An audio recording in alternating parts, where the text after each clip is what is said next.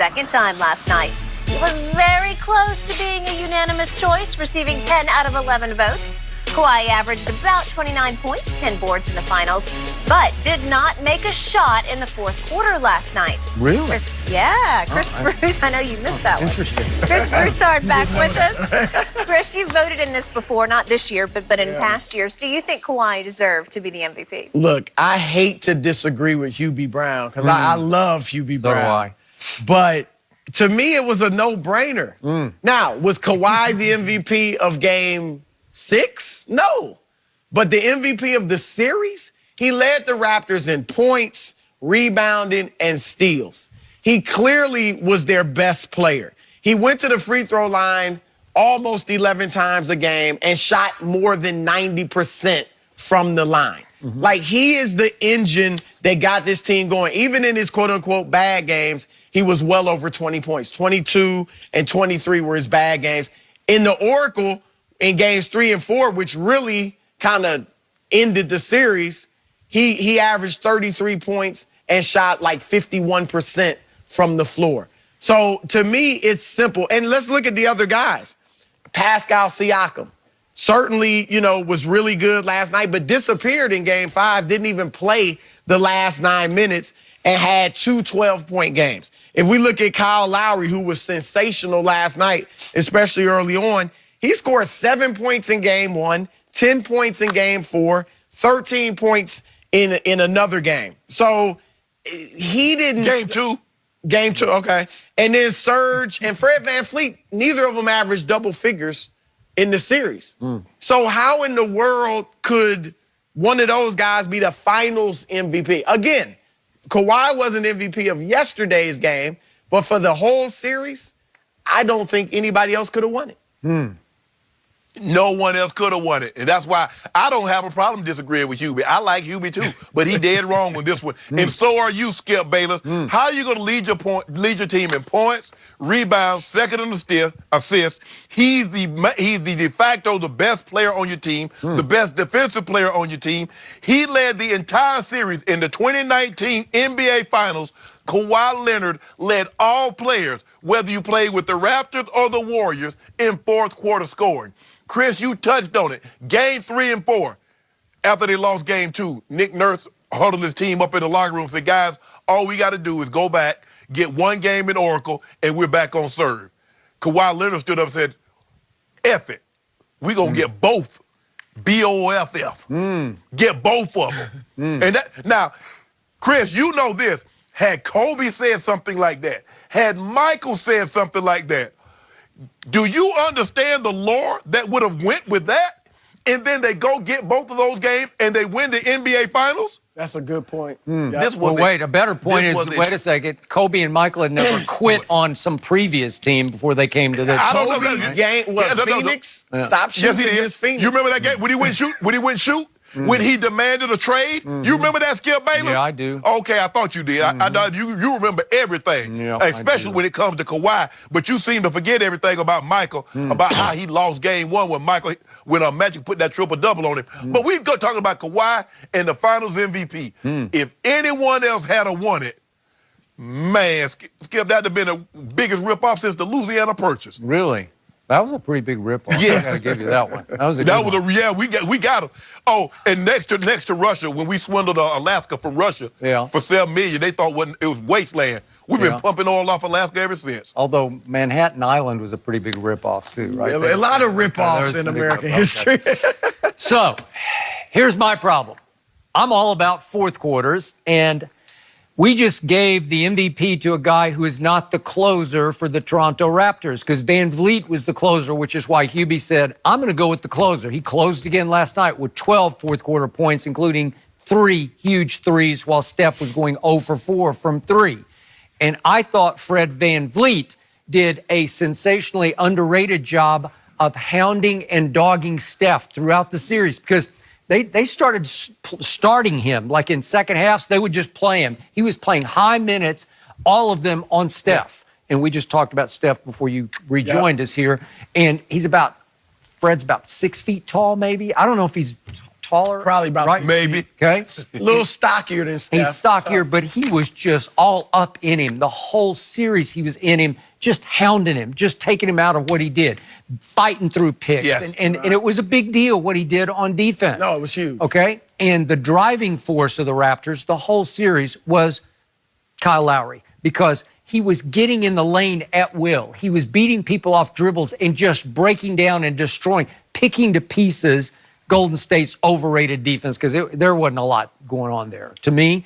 But he was literally the driving force and came up so big. The turning point game was game 3 at Oracle, because it's 1-1. And he dominated that game with 23 and 9. And then he dominated the first half last night and set a tone that reverberated for them through the second half, because he scored 21 by halftime, 15 in the first quarter. So he deserves some. His value was at least equal to me to number 2's value. Okay, over the whole series as the point guard, the driving force. Now we get to the fourth quarter. Well, Van Vliet closes because number 2 can't, because there are 3 big games where he just completely disappears down the stretch.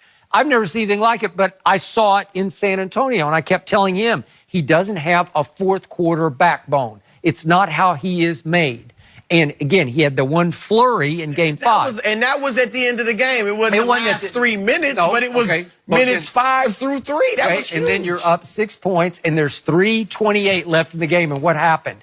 Nothing happened. He disappears. He takes 2 shots, misses both of them. One of them an air ball, and they blow a 6-point lead at home to set up what was last night's game. Where was Van Vliet? Closing in that game. Okay, all right. He didn't. Okay, all right, he didn't. But I think they all turned to him because he'd just gone Jordan-esque and said, "You take us home," and he couldn't, and he didn't. See, I would say. So you think it should have been Van Vliet? Yeah, I'll go with Hubie. Yeah. Van Vliet. When you say he's their closer, I don't think they. I think Kawhi is still their closer. Like if they have to go to somebody, they're going to Kawhi, as evidenced by the only Game 7 buzzer beater in NBA history. Against Philadelphia. It was the luckiest shot. It went, but they went to him. So he's the closer. Okay, they went to him because he didn't. There was no other place to go on that play. He made that play on his own because he had to dribble by 2 guys. Right, but they put the ball in his hand. Said, "Chris, go ahead, Shannon." Hey, Chris, if you ask him this, why in the fourth quarter? We saw it last night in the backcourt. They trapped Kawhi to get the ball out of his hand. If you remember game 5, they trapped Kawhi to get the ball out of his hand. Why are they not trapping Van Vliet? If they're so afraid of him, why would they not trap him to get the ball out of his hand? I'm glad you brought up Kawhi? The last play in game 5, because if you're that guy that you're talking about, if you're the MVP of the finals, you just take on Klay Thompson and just drive him hard left and you just shoot the shot. Nobody can stop you from shooting that shot. Michael Jordan passed up shots. Okay, but over a 6'2" John Stockton. But there's not an obvious open guy. Just drive it and shoot it. It's your basic. Van Vliet. We talking about the closer. Van Vliet's the guy that Kawhi passed. I think he was shocked that he got the pass. He could have had a look. He could have shot that. He didn't. Okay. He gave it to Lowry. Okay, the play was actually being run in a baseline screen by Gasol to get Lowry free in the corner, right? But Van Vliet, there was talk of why didn't he take that shot. And I'll buy that. Right? I will give you that. I just look and Van Vliet played tremendously, and you brought up a good point about his defense, because I'm sure that when the Hubie Brown's thinking too, he helped shut down Steph. But you know the difference between being the superstar that everybody is counting on and being a guy that whatever I give him is gravy. That's huge. Like, they're not looking to Van Vliet to carry him in the fourth. I give him credit. He hit some huge shots. He's got guts and he's got skill. But it's different when nobody expects it. You know what Skip Bayless doing? Skip Bayless wants to give the server more credit than the cook. I understand that you brought me my meal in a timely manner, but you ain't prepared nothing in the back. Van Vliet just brings it out. Yeah. Why was the cook 6th in plus minus? Because the cook was 6th on his team in finals plus minus. You like that? I don't love that. Fred Van Vliet.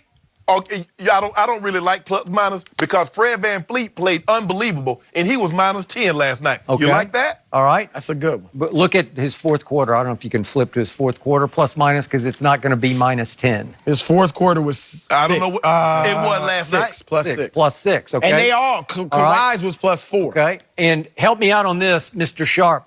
What happened in a pretty pivotal game 2 down the stretch? And all of a sudden, Steph Curry just goes into his shell and can't even get a shot up. He goes 0 for 0. And what did number 2 do down the stretch of a home game?